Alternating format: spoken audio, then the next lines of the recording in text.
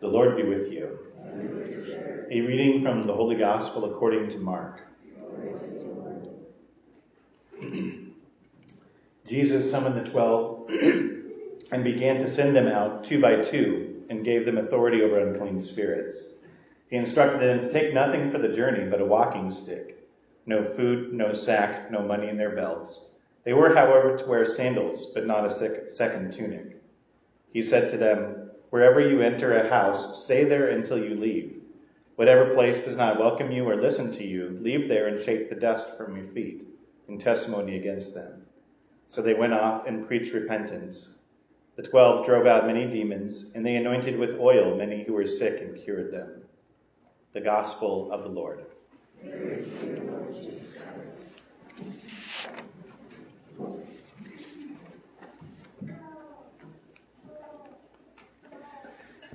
As Christians, every one of us is called to continue what Jesus began when he was here on earth. When we were baptized, we became members of his body, and that same body reaches to every person on earth in every age, in every corner of the globe. And that's the mission that Jesus gives to his apostles into the gospel passage from St. Mark's Gospel that we just heard. He sends them out to reach others with the good news of salvation. The word apostle comes from the Greek word apostolos, which means to send out or to be sent.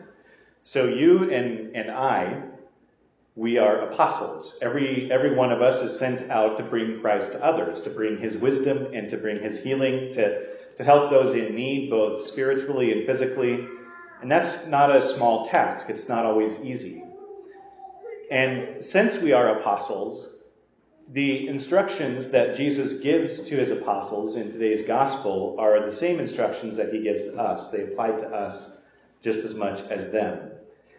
And you can probably summarize these guidelines of being an apostle, being a missionary in the world, with just one word. And that one word is trust. Because apart from the clothes on their backs, the apostles are only supposed to bring a walking stick and their sandals. Every need they have along the way will be met, but it will be met by God's doing, not their own self-sufficiency.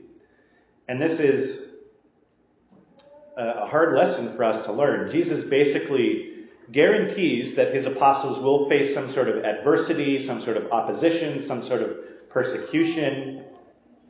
And that includes us, especially in the world that we live in. We need to learn to trust in God.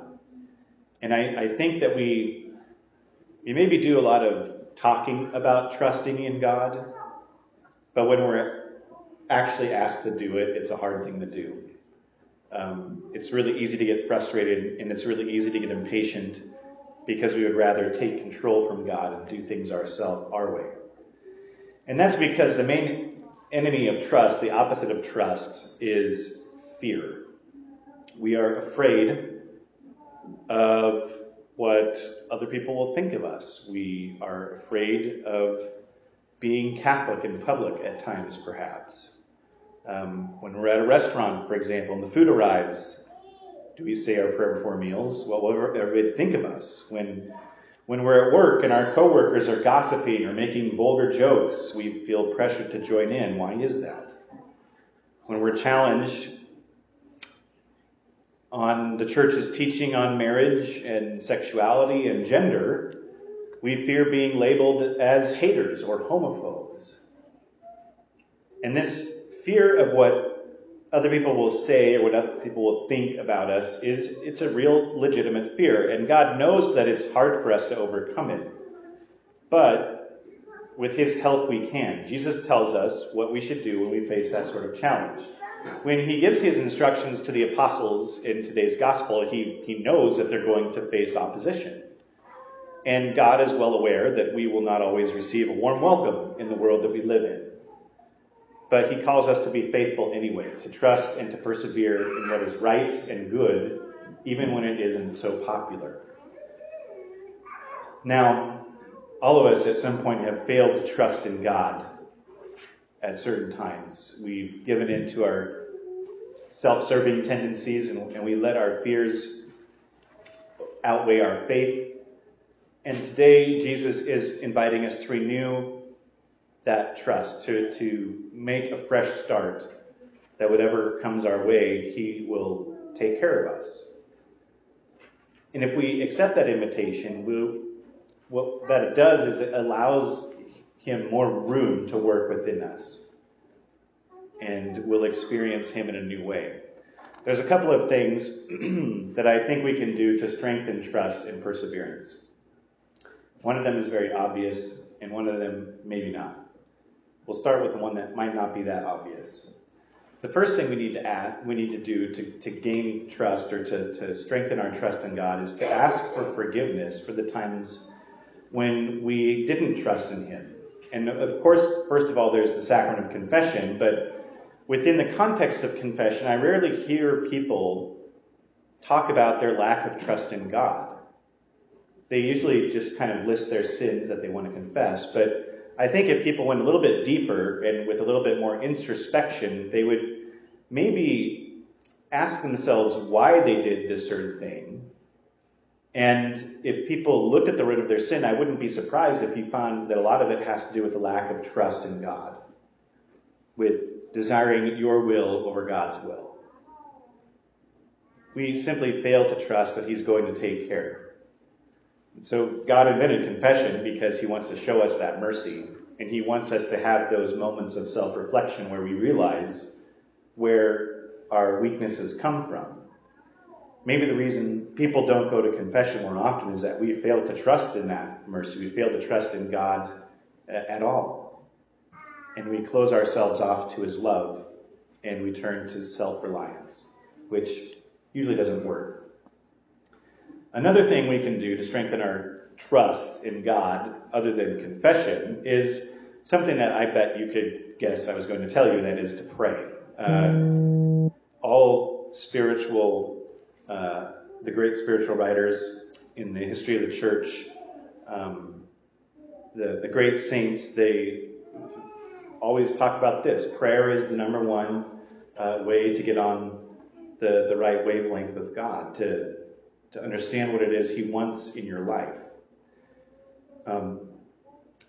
Our faith, the Catholic faith, is not just a bunch of rules to follow. A lot of people see it that way. Maybe even some Catholics see it that way, but that's not what it is. At the basis, the foundation of our faith is a relationship, a friendship with a real living person, Jesus Christ. And that only happens through prayer. Prayer is simply conversing with God. And you don't get to know somebody, and somebody doesn't get to know you unless you talk to them. And that's something that we ought to do every day, to spend time with that friend every day and listen to what that friend has to say, especially, for example, through the words of the Bible. Or speaking to him personally, open heart to heart about what's really on your mind. And I try to encourage prayer. So hopefully you've grown in prayer over these last few years that we've gotten to share together. I try to do little things, those little blue Catholic devotional books that the Knights of Columbus provided, or in the back of church usually. I've advertised Father Mike Schmidt's Bible in a Year podcast, where you can hear the entire Bible in a year, just a few minutes every day. I've led a Bible history class the last 2 springs.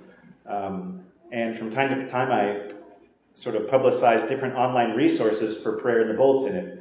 And if you have any suggestions that you use for resources on strengthening your daily prayer life, please tell me about them so I can pass that information on.